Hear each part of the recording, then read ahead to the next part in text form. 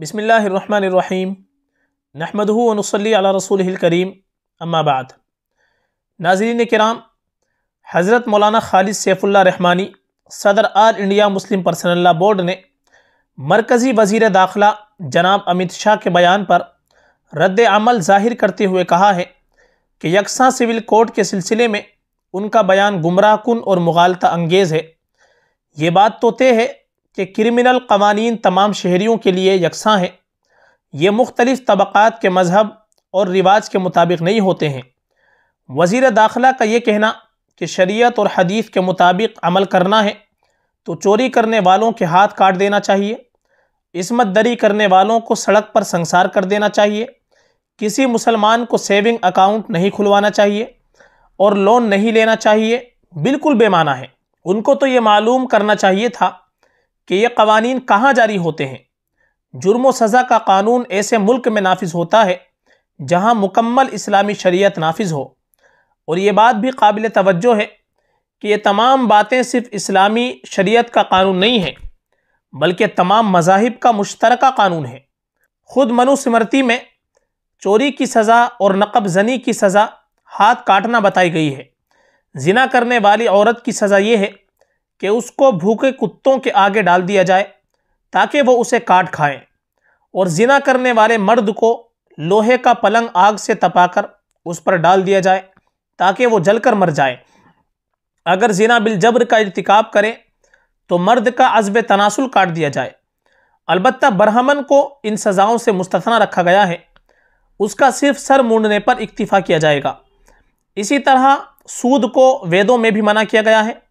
दुनिया में जितने भी मज़ाहिब गुज़रे हैं बशमूल हिंदू मत और इस्लाम के, उनके यहाँ अखलाक़ी अक़दार को बड़ी अहमियत दी गई है और उनको क़ायम करने के लिए दो काम किए गए हैं।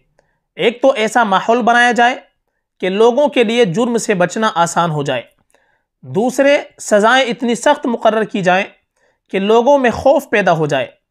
इसलिए ऐसी मिसालें देकर शरीयत इस्लामी को बदनाम करना मुतास्सिबाना जहन का पता देता है। इस्लाम में यकीनन बाज़ जराइम पर सख्त सज़ाएँ रखी गई हैं, लेकिन इसके लिए जुर्म से बचने में मुआविन माहौल की तश्कील भी की गई है। इस्लाम में शराब की भी सख्त सज़ा है, लेकिन जहाँ पूरी इस्लामी शरीयत नाफिज होगी वहाँ न शराब के कारखाने होंगे और न शराब खाने होंगे।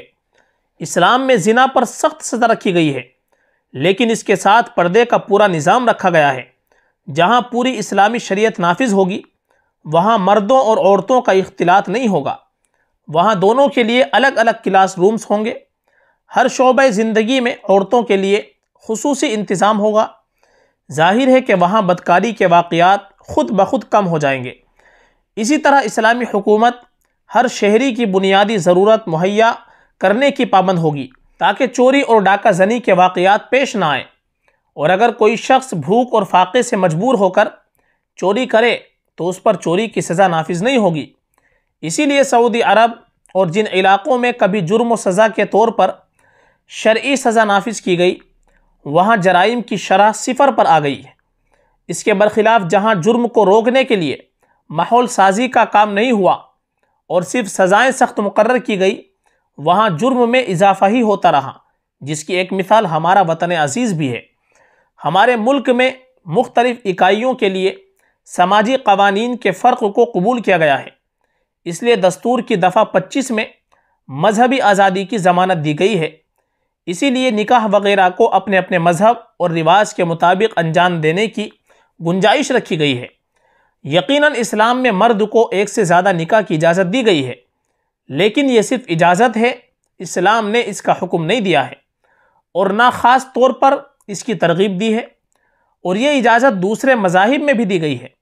हिंदू धर्म में शोदर के लिए तो सिर्फ एक बीवी रखने की इजाज़त है, वेश के लिए 2, छतरी के लिए 3, मगर बरहमन के लिए 4 और बादशाह के लिए वो जितनी चाहे।